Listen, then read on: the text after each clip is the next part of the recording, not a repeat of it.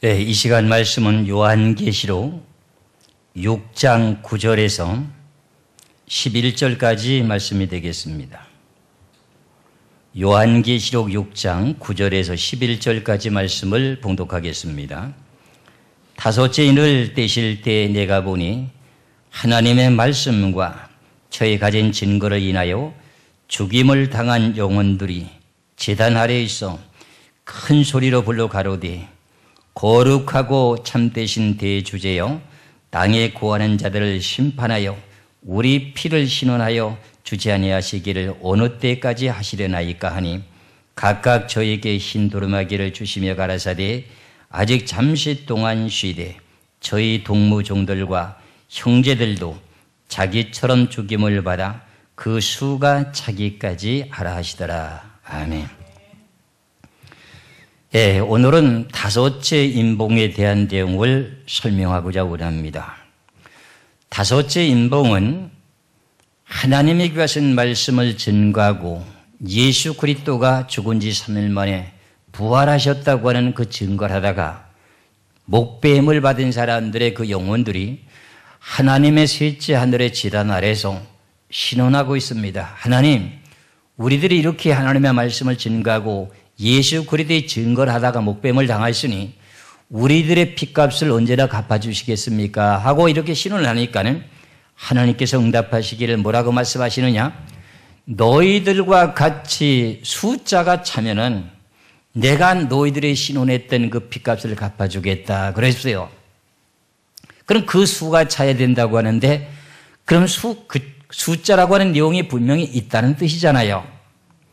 그럼 이 내용의 말씀 가운데 목배임을 받은 사람들이 어떤 내용의 위치에 가게 되고 어떤 사람들인가 하는 내용을 먼저 알게 되게 되면은 계시록 20장 4절에서부터 6절까지 말씀을 보면은 목배임을 받은 사람들이 그리스도로 더불어서 왕노릇할 사람이라 그런 말입니다. 그런 왕노릇할 사람들이라고 하는 그 사람들의 수가 차야 된다.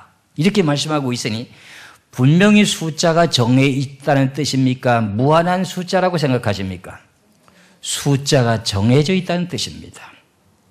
그래서 이 내용의 말씀을 보시면은 계시록 14장 1절에 보면은 14만 4천이 나오게 되고 계시록 7장에도 14만 4천이 나오는데 오늘 다섯째 인을 떼고 나서 하나님의 말씀과 예수 그리스도의 증거를 위해서 목배임을 받은 사람들에 대한 내용이 14만 4천의 숫자라고 하는 내용이 되는데 그 사람은 계시록의 7장에는 숫자에 들어가는 것이 아니라 계시록 14장에 1절에 나온 그 숫자에 들어간다고 하는 걸 깨달으시면 됩니다. 그럼 그 내용이 사실 그대로가 맞는지에 대한 내용을 성경으로 어떻게 분별할 수 있는가 하는 것을 여러분들이 깨닫게 되면 그 숫자가 이 숫자구나 하는 걸 알 수가 있습니다. 그럼 먼저 계시록 20장을 보시기 바랍니다. 계시록 20장을 보시면은 그 숫자에 대한 내용을 깨달을 수가 있습니다. 계시록 20장 4절에서부터 6절까지 말씀을 보겠습니다. 계시록 20장 4절에서 6절까지 봅니다. 또 내가 보호자들을 보니 거기 앉은 자들이 있어 심판하는 권세를 받았더라. 사도 요한에게 하나님께서 보여주시는데 보호자들이 있다.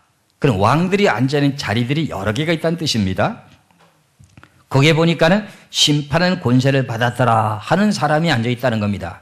그럼 심판할 수 있는 대상이 누군가 했더니 마태복음 19장 28절에 보니까는 12보좌에서 심판하겠다고 하는 내용을 말했으니까 예수님의 제자들 중에 12사람이 순교한 사람들이 심판하게 될 내용을 지금 설명하고 있다 하는 내용의 뜻이 됩니다.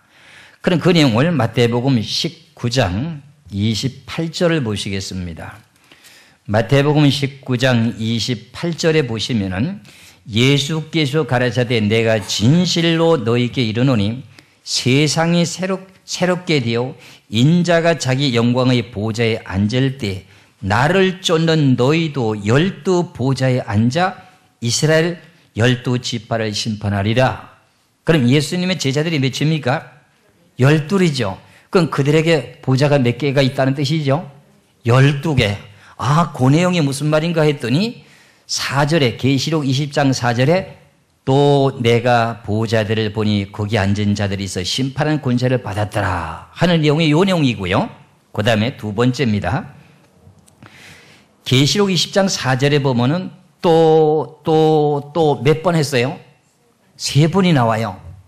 그러면 한 구절 속에서도 내용이 지금 몇 가지가 나오는 게 있어요. 그럼 두 번째 또를 봅니다. 또 내가 보니 사도에게 하나님이 보여주는 것을 보니 예수의 증거와 하나님의 말씀을 인하여 목배임을 받은 자의 영혼들과 이랬어요. 이 내용의 뜻이 무슨 뜻입니까? 오늘 계시록 6장 몇 절에서 몇 절까지였어요? 계시록 6장 9절에서부터 11절까지 말씀을 보니까 하나님의 말씀과 저희 가진 증거를 인해 죽임을 당한 영혼들 했으니까 이 내용이 계시록 20장 4절에 두 번째 또에 해당되는 사람들이죠. 그렇죠? 네. 그 다음에 세 번째요. 또 짐승과 그의 우상에게 경배하지도 아니하고 그 다음에 이마의 손에 그의 표를 받지도 아닌 자들이 살아서는 죽었다가 살아나서 그리스도로 더불어 1000년 동안 왕노릇하니 그랬어요. 그러면은 계시록 20장 4절에 있는 또 세 번을 말했던 이 사람들은 전부 무슨 사람들이라고요? 순교한 사람들이다. 근데 오늘 계시록 6장 9절에서부터 11절까지 해서 하나님의 말씀과 예수 그리스도의 증거를 위해서 목배임을 받은 사람들은 지금 무엇이 된다 그랬어요? 계시록 20장 4절에 보니까 그리스도로 더불어서 왕노릇한다 돼 있잖아요. 그러면 다섯째 인해서 말씀하시기를 하나님의 말씀과 예수 그리스도의 증거를 인해서 목배임을 받은 사람들이 하나님의 제단 아래 가서 하나님의 우리들이 죽은 핏값을 언제나 갚아주시겠습니까? 하고 신원을 하니까 하나님께서 뭐라 그래요? 너희 동무종들과 같이 그 수가 차면은 내가 너희 핏값을 갚아주겠다 그러는 거야.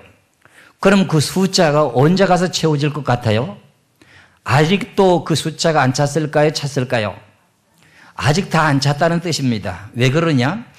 계시록 20장 4절에 보면은 세 번째 또가 나와요. 세 번째 또가 나오죠. 세 번째 또에 보니까 짐승과 그의 우상에게 경배하지도 아니하고 이마와 손에 그 표를 받지 아니한 자들이 그랬으니까는 이것이 이제 앞으로 7년 환란 때나 지금 베레칩이 등장된다고 하는 그런 내용 가운데서 죽음을 당하는 사람들이 있다는 뜻이잖아요. 짐승의 표 문제 때문에 그렇잖아요. 그럴 때 가서 숫자가 찬다는 거예요. 근데 얼마나 숫자가 차는지 그건 몰라요. 몇 명이 남아있는지는 나도 모르고 하나님만 아셔요. 그렇죠? 그럼 나한테 와야 돼. 우리 교회에 와야 된다고 하는 소리는 아닙니다. 우리 교회에 오게 되면 비율을 확률로 높아요. 왜 그러냐? 순교하는 내용의 기준이 이룰 수 있는 과정이 있기 때문에 그렇습니다. 왜 그러냐? 교훈과 책망과 바르게 함으로 예수 그리스도와 같이 성화되는 모습에 대한 내용을 다듬어져 갈 때, 그 내용이 성취가 돼 갈 때 하나님께 순교 자리를 집어넣는 과정이 오기 때문에 그렇습니다. 그냥 예수만 믿고 은혜적인 설계를 두고 천국 가는 목적을 가지고 산다고 하면은 그런 자리에 들어가기가 어렵습니다. 그럼 하나님의 말씀 뜻대로 바르게 살아보려고 애를 쓰는 사람들에게는 어떻게 해요? 내가 예수 그리스도와 같이 성화되는 모습으로 계속 닮아져 가게 될 때 이런 자리에 들어가도록 누가 하시느냐? 우리가 하는 게 아니고 하나님이 그렇게 하신다 그런 거예요. 그럼 앞으로 지금 우리들에게 짐승의 표를 받고 물건을 매매하는 시대가 앞으로 닥쳐오게 되게 되는데 그때 가서 순교하게 되면 숫자가 그때가 채워진다는 뜻이잖아요. 그렇죠? 그런데 이 내용의 말씀 속과 오늘 계시록 6장에서 나오는 다섯째 인을 떼고 난 후에 그 수가 차이된다고 하니 그 수가 무엇인가? 저는 이미 앞서서 말씀드린 내용과 마찬가지로 14만 4천이다 이렇게 말을 했어요. 그렇죠? 그러면은 계시록 20장 4절을 놓고 보니까 목배임을 당한 사람들이 뭐가 된다 그랬어요? 그리스도로 더불어 왕노릇한다 그랬어요. 그렇죠?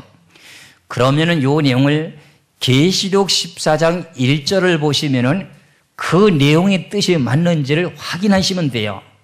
계시록 14장 1절을 보시겠습니다.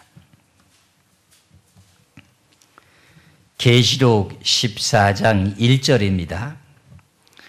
또 내가 보니 보라 어린 양이 시온산에 섰고 그와 함께 14만 4천이 섰는데 그 이마에 어린 양의 이름과 그 아버지의 이름을 쓴 것이 있도다 그랬어요. 계시록 7장에서는 14만 4천인들에게 이마에다 뭘 한다 그래요? 하나님의 인을 친다 그랬죠.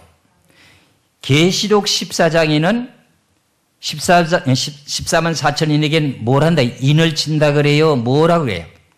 어린 양의 이름과 하나님의 이름을 기록한대요. 야, 이 비밀만 풀어지게 되게 되면은 오늘 제가 계시록 6장에서 나오는 다섯째 인을 뗐을 때에 대한 그 내용과 마찬가지로 순교의 숫자라고 하는 내용이 여기에 맞아 떨어질 수 있다 그런 말입니다. 그렇죠? 그럼 이 내용을 어디서 성경의 해답을 찾을 수 있느냐 하면은 계시록 3장을 보시면 그 답을 찾을 수가 있습니다. 계시록 3장 12절을 보시겠습니다. 계시록 3장 12절의 말씀을 보면은 이 내용은 7절에서부터 13절까지 보면 빌라델비아 교회를 통해서 말씀하신 내용 중에 하나입니다. 빌라델비아 교회는 신앙 관점이 뭐예요? 적은 능력을 가지고도 하나님의 말씀을 지키고 있는 교회라고 하는 내용의 특징이 있습니다. 그렇죠? 제가 앞서 소도의 말씀 드렸잖아요. 교훈과 책망과 바르게 함과 하나님 말씀대로 내가 신앙생활을 하려고 말씀대로 살려고 하다가 나를 예수 그리스도와 같이 성화되는 모습으로 계속 닮아져 가게 될 때 나를 갖다가 바르게 복된 자리로 집어넣고 순교의 숫자가 차는데 집어넣게 되면은 여러분들이 그 자리에 들어갈 때 무섭다고 생각하지 마시고 그 내 마음대로 하는 것이 아니고 하나님이 해주시는 비결이 있으니 그것도 요한계시록을 듣다 보면 깨달을 수가 있습니다. 인간의 방법으로는 그 쓸 수 있는 고난의 고통과 고문을 견뎌낼 수가 없습니다. 그런데 하나님이 그런 내용을 할 수 있도록 역사하시기 때문에 내 힘으로 하는 것이 아니라 하나님의 능력으로 할 수가 있다는 뜻입니다. 그럼 먼저 이제 계시록 3장 12절의 말씀을 보시면 빌라델비아 교회에게서는 이제 너희가 적은 능력을 갖고도 내 말씀을 지키고 그랬으니까 너희들은 어떻게 해주겠다고 하는 내용이 12절에 나옵니다. 계시록 3장 12절에 이기는 자는 내 하나님의 성전의 기둥이 되게 하리니 그가 결코 다시 나가지 아니하리라. 내가 하나님의 이름과 하나님의 성 곧 하늘에서 내 하나님께로부터 내려오는 새 예루살렘의 이름과 그 다음에 나의 새 이름을 그의 위에 기록하리라. 여기서 내용이 좀 복잡하게 나와 있는데 두 가지만 말씀드리겠습니다. 하나님의 이름하고 그 다음에 새 예루살렘의 이름이라고 하면서 나의 새 이름, 나의 새 이름이 누구를 뜻하는 거예요? 예수님의 새 이름, 나의 새 이름을 그의 위에 기록하리라. 빌라델비아 교회 사제 이마에다 기록한다는 겁니다. 그러면은 예수님의 새 이름이 뭔지를 아시면 되잖아요. 여러분들 예수님의 새 이름 모르는 분들 너무너무 많아요. 아, 예수님 무슨 새 이름이 있어? 이러잖아요. 아니, 예수님 새 이름이 있어요. 죄인들을 구원하러 오실 때 이름은 예수라고 하는 이름으로 오셨지만은 이 지구를 1000년 동안 통치하러 오실 때는 뭐로 와요? 만왕의 왕의 이름으로 오셔요. 그래서 예수라고 하는 이름이 바뀌어지면서 무슨 이름으로 바뀌어지느냐? 왕의 이름으로 바뀌어지는 거예요. 요 내용을 깨달으셔야 돼요. 그래서 예수님이 십자가에 못 박히기 전에 빌라도 법정을 거치게 되죠. 그럴 때 빌라도 법정에서 예수님을 고소했던 유대인들이 있었습니다. 저가 유대인의 왕이라고 합니다. 저 사람은 분명히 요셉의 목수 아들인데 저가 유대인의 왕이라고 합니다 하고 빌라도 법정에다 고소를 했어요. 그랬더니 빌라도가 예수님을 붙잡고 이렇게 질문합니다. 네가 진짜 유대인의 왕이냐? 이렇게 질문해요. 그게 모르니까, 다른 사람들이 모르니까 그래 맞다, 내가 유대인의 왕이라 이렇게 시인합니다. 근데 그걸 다 보면서도 예수님의 새 이름을 까맣게 잊어버리고 모르고 있습니다. 그 내용을 한번 보시겠어요? 마태복음 27장을 한번 보시겠어요?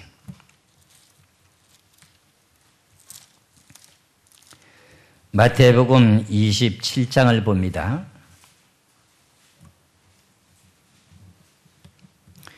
마태복음 27장 몇 절이라고 그랬어요? 11절이라고 그랬죠. 예수께서 총독 앞에 섰음에 총독이 물어 가로되 네가 유대인의 왕이냐? 예수께서 대답하시되 네 말이 옳도다 하시고, 그러면 예수님을 유대인의 왕이라고 고소를 해가지고 그 고소한 내용의 뜻을 가지고 예수님에게 물었어요. 네가 진실로 유대인의 왕이냐? 그러니까 옳다, 내가 유대인의 왕이라 그랬어요. 그렇죠? 이 내용의 뜻을 누구나 다 보게 만들어주는데 예수님의 새 이름이라고 하는 걸 까맣게 잊어버리고 있었기 때문에 계시록이 안 풀린 거예요. 14만 4천인에 대한 내용을 지금도 안 풀려졌는데 하나님이 우리들에게 이렇게 열어주신 것에 대해서 감사하셔야 돼요. 지금까지 14만 4천을 들고 나온 사람들이 이단 소리 안 들은 사람들이 없습니다. 지금도 14만 4천을 주장하는 많은 분들이 계신데 그 내용이 성경에 올바르게 바르게 풀려졌느냐? 아닙니다. 성경을 보니까는. 그러면은 이 내용의 말씀을 놓고 보면서 예수님의 새 이름이 뭐예요? 왕이라 그랬죠. 그리고 하나님의 이름이라고 하는 하나님의 이름도 무슨 이름이에요? 하나님의 이름이 뭐예요? 여호와죠. 그렇죠? 그런데 14만 4천인 이마에다가 여호와라고 하는 이름을 기록하겠어요? 왕이라고 하는 이름을 기록하겠어요? 하나님의 이름도 천하의 왕이라고 돼 있어요. 그럼 똑같은 내용을 이렇게 혼돈 속에 만들어 놓은 것은 하나님의 말씀은 모래하고로 비밀 속에 감춰져 있기 때문에 누가 나의 보화를 캐낼 자가 있겠느냐, 이런 찬송을 들었죠. 그것을 허락하신 하나님 앞에 은혜를 감사합니다. 저는요. 그럼 이 내용을 스가랴서 14장 9절을 봅니다. 스가랴서 14장 9절을 보시겠어요? 스가랴서 14장 9절에 여호와께서 천하에 뭐가 돼요? 왕이 되시리니 그날에는 여호와께서 홀로 하나이실 것이요. 그 이름이 뭐예요? 그 이름이 하나님의 이름이라고 했잖아요. 오늘요. 그 이름이 하나님의 이름이 홀로 하나일 것이요 그랬어요. 그러면 왕이라고 하는 분이 여럿이 있다는 뜻이에요? 하나라는 뜻이에요? 하나라는 뜻이에요. 예수님과 하나님과 성령님이 동일하게 삼위일체가 뭐가 된다는 거죠? 왕이라는 거예요. 왕이라는 거예요. 그 하나님의 이름도 왕이에요. 그 다음에 예수님의 새 이름도 뭐예요? 왕이요. 그것을 누구에게 기록한다는 거예요? 계시록 14장 1절에 그렇게 기록한다고 되어 있으니 14만 4천인들이 순교의 숫자라고 하는 내용이 맞을까요? 안 맞을까요? 이렇게 성경을 입체적으로 증거해내서 맞다고 인정하라고 아멘 하셔야죠. 그럼 계시록 14장을 보시겠어요? 14장에 14만 4천이 숫자가 찼습니다. 보시겠어요? 또 내가 보니 보라 어린 양이 시온산에 섰고, 시온산이라고 하는 것은요 중동 땅의 유대 땅에 있는 그 시온산이 아니고요 하늘나라 셋째 하늘을 보고 시온산이라고 그래요. 제일 높은 위치를 놓고 말할 때는 시온산, 평강의 나라 할 때는 뭐라고 말해요? 예루살렘 그래요. 그럼 이 내용을 그럼 이해가 안 가시면은 히브리서를 보세요. 히브리서 보시면 내가 그 내용을 이해를 해드리겠습니다. 히브리서 12장 22절에서 23절까지 말씀을 보겠습니다. 히브리서 12장 22절에서 23절까지 보시면은 그러나 너희가 이른 곳은 예수 그리스도를 통해서 천국에 가 있는 곳은 이런 뜻입니다. 그럼 그러므로 너희가 이른 곳은 시온산과 그래. 시온산 나왔죠 오늘. 그렇죠? 시온산이라는 단어의 뜻은 가장 높은 위치라 그런 말입니다. 이것을 가지고 고린도후서 12장에는 사도 바울이 어떻게 해요? 내가 셋째 하늘에 이끌려가노라 그랬죠. 거기가 뭐예요? 시온산이에요. 셋째 하늘이 시온산이에요. 그것을 보고 다른 말로 말할 땐 나곤이라고 해요. 그래, 그것을 다른 말로 말할 땐 예루살렘이라고도 말해요. 그럼 보세요. 히브리서 12장 22절에 그러나 너희가 이른 곳은 시온산과 살아계신 하나님의 도성인 하늘에 뭐라고요? 예루살렘과 천만 천사와 하늘에 기록한 장자들의 총회와 교회와 만민의 심판자이신 하나님과 및 온전케 된 의인의 영들과 그랬어요. 지금 예수 그리스도를 믿고 죽은 사람들은 육신은 땅으로 돌아가고 영은 어디가 있어요? 온전케 된 영들은 시온산과 살아계신 하나님의 도성인 예루살렘에 가 있다 그런 뜻입니다. 그럼 구약시대 때에도 부활된 사람이 있을까요? 없을까요? 예수님이 죽었다가 부활될 때 자던 성도의 몸이 많이 일어났다고 성경에서 기록하고 있지 않습니까? 그렇잖아요. 그 사람들이 장자들의 총회에 속한 사람들입니다. 그럼 오늘 계시록의 14장이 나오는 보라 내가 어린 양이 시온산에 섰고 했으면 어디가 있다는 뜻이에요? 하나님이 계신 셋째 하늘에 가 있다는 뜻입니다. 그렇지요? 시온산에 섰고 그와 함께 14만 4천이 있었는데 그 이마에 14만 4천이 이마에 어린 양의 이름과 요것을 갖다가 계시록 3장 12절에서는 나의 새 이름과 이렇게 표현했어요. 나의 새 이름. 아시겠죠? 그럼 예수님의 새 이름이 누구라 그랬죠? 유대인의 왕. 그러니까 왕이란 뜻이에요. 왕. 그리고 하나님의 이름을 기록하되 그 아버지의 이름을 쓴다고 했으니까 여기 하나님의 이름이잖아요. 스가랴 14장 9절에 봤잖아요. 그렇잖아요. 홀로 하나이실 것이니까 만왕의 왕이시잖아요. 그럼 둘 다 똑같은 뜻이 왕이란 뜻이에요. 야, 그러니까 진짜 오늘 계시록 6장에서 5째를 떼고 났더니 야, 순교자의 숫자가 있는 게 맞다. 근데 지금 몇 명이나 지금 채워졌는지 아직도 덜 차는지 그건 우리 누구도 아무도 모른다. 하나님 아신다. 근데 숫자는 다 채워지지 않은 건 확실하다. 왜? 앞으로 7년 환란 때 가서 짐승이 표를 받아가지고 매매를 하고 할 때 그거 안 받다가 순교할 사람이 그때 가서 채워진다고 했으니 아직 순교자가 남아있구나. 근데 얼마나 남아있는지 난 모른다. 저도 모릅니다. 그러니까 그 숫자가 찰 때까지는 우리가 어떻게 해야 된다는 거죠? 기다리면서 나도 신앙에 욕심이 있으면 사도 바울이 신앙에 욕심이 있어갖고요. 어찌하든지 빌립보서에 보면 예수 그리스도가 죽은 자 가운데 부활한 것처럼 나도 그 자리에 들어가려고 애썼던 사람이 사도 바울입니다. 성경을 알면 신앙에 욕심이 생겨요. 신앙에 욕심이 생긴다고요. 저도 내 지금은 이럴는지 모르지만은 성경대로 해서 말씀대로 좀 바르게 살다 보면은 하나님 나도 그런 자리에 집어넣어줬으면 좋겠어요. 왜? 거기 하면 왕노릇 하는데 그렇잖아요. 지금 뭐 이렇게 고통스럽게 산다 할지라도 그 자리에만 들어가면 뭐 세상식으로 땡 잡는 거 아니에요. 그렇잖아요. 거기가 함부로 들어가시는 자리가 아니기 때문에 두렵고 떨림으로 하나님 저도 거기는 가고 싶은데 내 모습이 아직도 이렇게 불완전하니 완전한 사람으로 만들어 주시옵소서 하면서 가는 거예요. 분명히 순교의 숫자가 너와 같이 순교 수가 차야 된다고 했더니 그 순교 숫자가 뭐예요? 왕이 될 분봉왕들, 하나님과 예수님이 지구 전체를 통치하게 될 만왕의 왕 밑에 분봉왕이 있어야 돼요? 없어야 돼요? 있어야 되잖아요. 그 숫자가 몇 명이가 했더니 계시록 14장의 1절은 14만 4천이라는 거예요.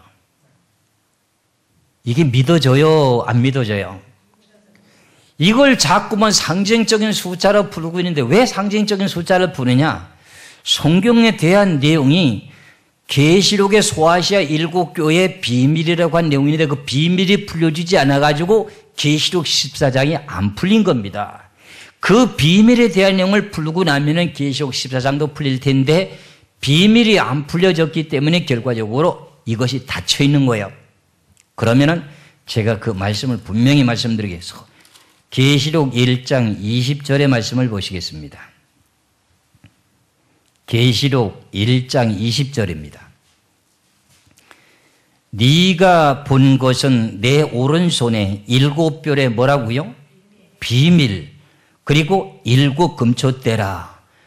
7별은 7교의 사자의 비밀이고 7 촛대의 비밀이다. 그런 뜻입니다. 그렇잖아요.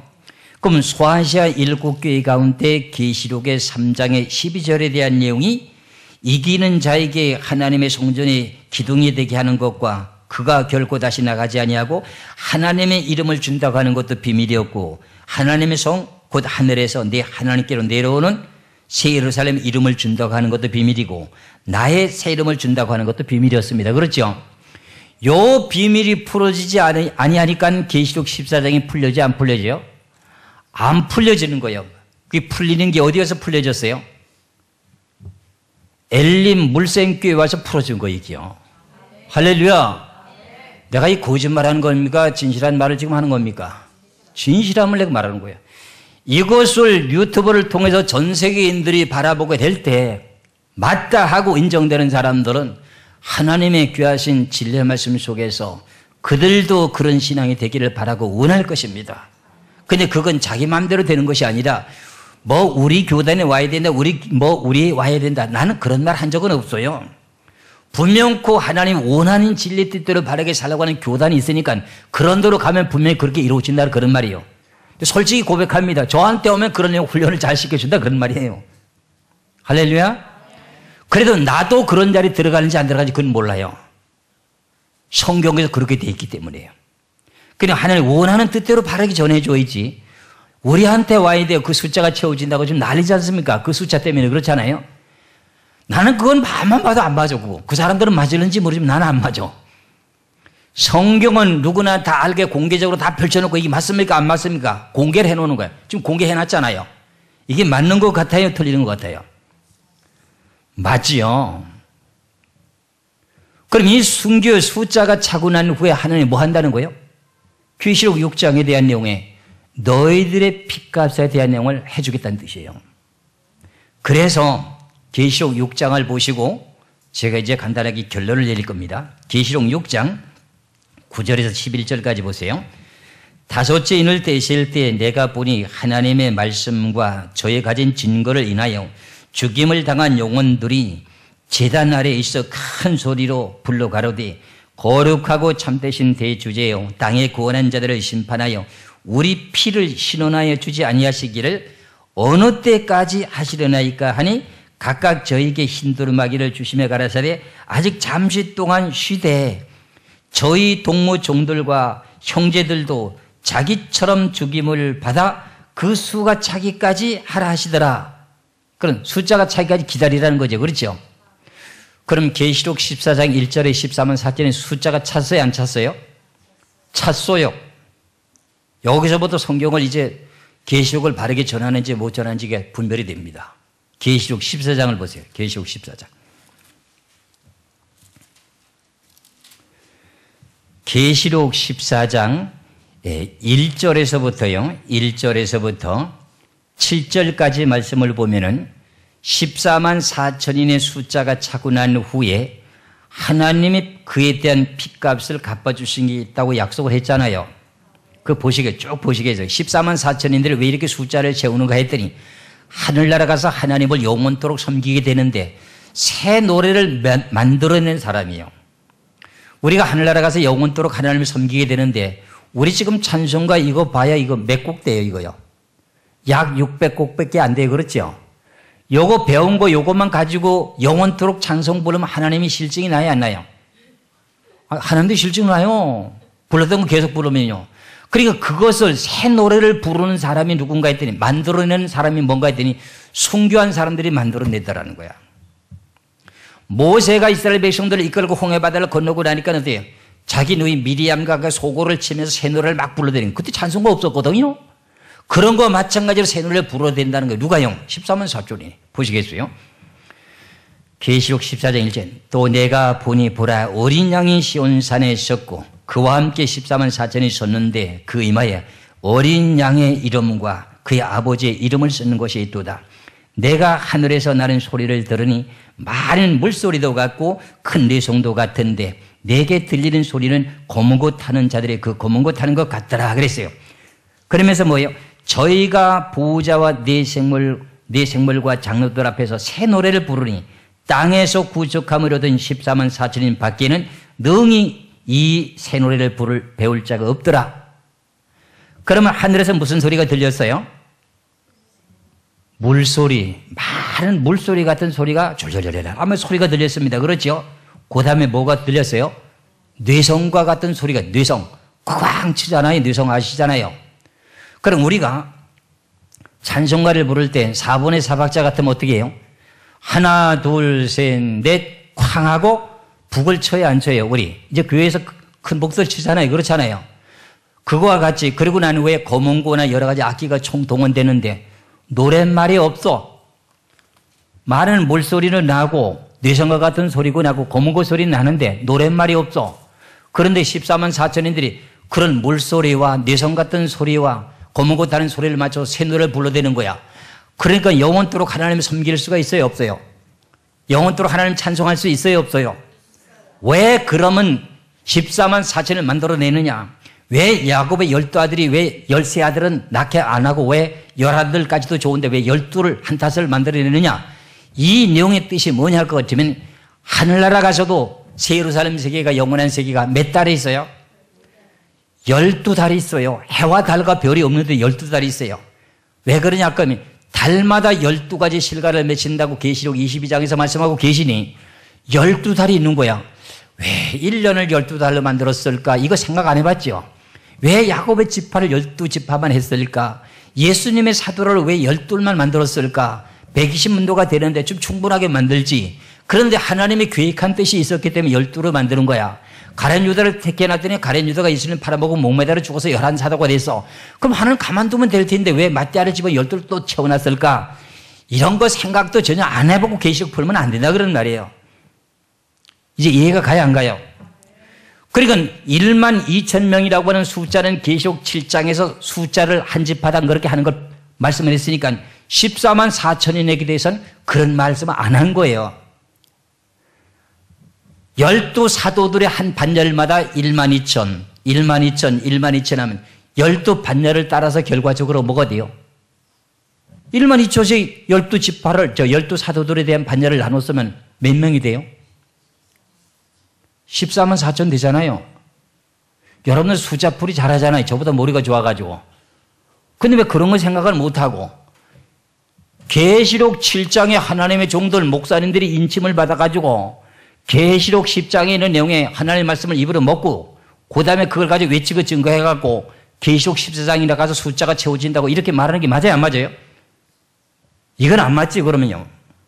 계시록 7장에는 이스라엘 백성들이 이방 나라에 흩어졌다가 고향 땅으로 다 돌아가서 예수를 다시 믿게 되므로 예수 믿는 사람들에게 하나님 인을 치는 건데 그 하나님 종들은 전부 다 인을 다 맞았는데 뭐 또 인을 또 받아. 그러니까 앞뒤가 안 맞잖아요.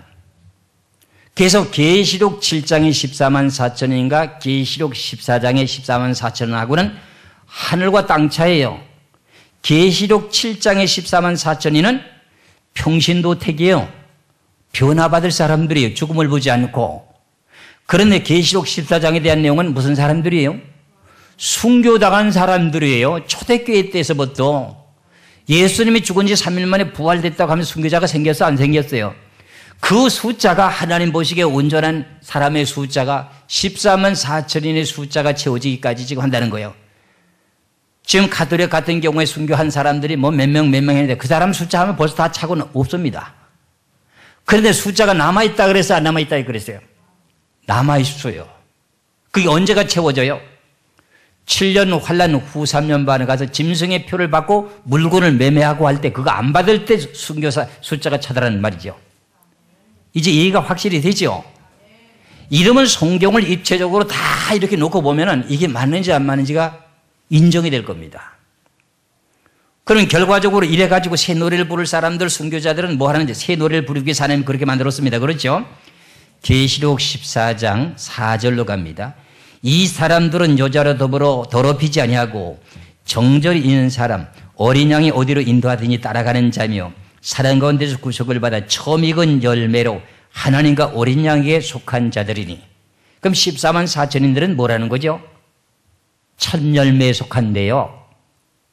여러분들 맥주 감사주일이 첫 열매 절기 맞아요 안 맞아요? 그때 모든 곡식 중에서 땅에서 올라온 것 중에 제일 좋은 걸 갖다가 하나님 앞에 바치는 절기가 첫 열매잖아요. 그럼 예수님은 부활의 무슨 열매요? 첫 열매요. 그러니까 예수 그리스도와 같이 성화되는 사람이라고 그래서 내가 말한 거예요. 그렇게 될 수 있는 사람들이 숫자가 지금 그래 많지 않았기 때문에 남아있다는 거예요. 이해가 가요 안 가요? 그러니까 돈 버는데 너무 신경 쓰지 말고 내가 어디 가야 될 행복된 자리를 찾으시라고요. 이건 욕심으로 되는 것도 아니에요. 내가 진심으로 양심을 놓고 내가 어떤 과정의 신앙생활을 해야 되는가 하는 것을 깨달으시면서 복된 자리 갈수록 노력하면은 나 같은 사람도 그래도 인원의 숫자가 부족해서 야 너도 들어가 하면은 그때 가서 감사하고 들어가야 돼요. 할렐루야. 처음 익은 열매로 하나님과 어린 양에 속한 자들이니 그 입에 거짓말이 없고 흠이 없는 자들이더라. 또 보니 다른 천사가 공중에 날아가는데 땅에 거하는 자들 곧 여러 나라와 족속과 방언과 백성에서 전할 영원한 복음을 가졌더라. 그가 큰 음성으로 가로되 하나님을 두려워하며 그에게 영광을 돌리라.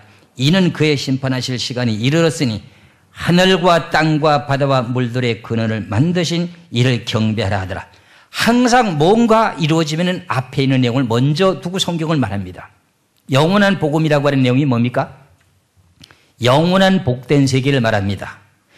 그러고 난 후에 8절에 가면 이런 말씀이 나옵니다. 8절에 또 다른 천사 곧 둘째가 그 뒤를 따라 말하되 무너졌도다 무너졌도다 큰 성 바벨론이요 모든 나라를 그 음행으로 인하여 진노의 포도주로 먹이던 자로다 하더라. 이 바벨론이 무너지게 되는데 이 내용이 계시록의 17장과 18장에 보면은 유럽의 바벨론이 심판을 받게 되는 내용입니다. 유럽 사람들이 이 설교를 듣고 나를 항의한다 할지라도 난 성경에서 그렇기 때문에 주장할 수밖에 없어요. 복음이 유럽으로 넘어갈 때 저 로마 제국 시대 때부터 결과적으로 많은 사람들이 죽기 시작했습니까? 안 죽게 됐습니까? 베드로나 사도 바울 같은 사람들이 사도 바울이 어디 가서 숨겼습니까? 로마에 가서 했잖아요. 그게 유럽이잖아요. 거기에 핏값을 그 땅에 흘린 핏값을 찾아낸다고 하는 내용이 계시록 17장과 18장에 나와요. 그게 연결해서 19장까지 나와요. 그게 계시록 14장의 1절에 순교의 숫자가 차면은 너의 피를 실현해 준다고 했잖아요. 13은 사전이 찼잖아요. 그래서 이 내용이 나온 거예요. 이 내용을 설명하려면 시간이 많이 걸려요. 그래서 오늘은 여기까지 마치는 거예요. 그래서 이제 계시록에 이제 14장에 가서 8절에 대한 내용이 나오면은 계시록 17장과 18장으로 꽁쭉 뛰어서 넘어가야 돼요. 순서가 그렇게 돼 있어요. 그러고 난 후에 그 다음에요. 계시록에 대한 그 모든 내용 16장에 가서요. 계시록 16장에 가서 모든 심판이 끝이 나요. 그럼 계시록의 16장에서 끝이 나면은 바로 어디를 가야 되느냐? 천년세기가 이루어지게 되는 계시록 20장으로 넘어가야 돼요. 요 내용의 순서를 그냥 그대로 장소대로 되어 있는데 그대로 15장하고 16장하고 그 다음에 17장하고 18장하고 이렇게 19장하고 순서별로 하면 계시록은 틀려요.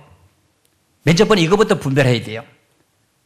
제가 쓴 책에는 그대로 되어 있어요. 이대로. 다른 분들이 쓴 내용들을 보니까 그대로 장별로 그대로 되어 있더라고. 그러면은 심판 또 하고 또 하고 중복이 막 돼. 중복이 돼. 그럼 본인도 설명이 잘 안 돼. 그렇게 주장하신 분들은 본인도 설명이 잘 안 돼. 그럼 이런 내용이 일사불란하게 높이와 깊이와 넓이와 길이를 따라서 바르게 참되게 잘 이렇게 정리되어 있는 내용의 말씀을 들었게 될 때 무슨 뜻인지 알 수가 있을 것입니다. 그럼 그때 가서 계시록 17장과 18장에 가서 보면 너희들의 핏값에 대한 내용에 신원하는 핏값을 갚아준다고 하는 내용, 그것만 잠깐 보고 내가 이제 다음에 말씀드리도록 하겠습니다. 계시록 17장을 보세요.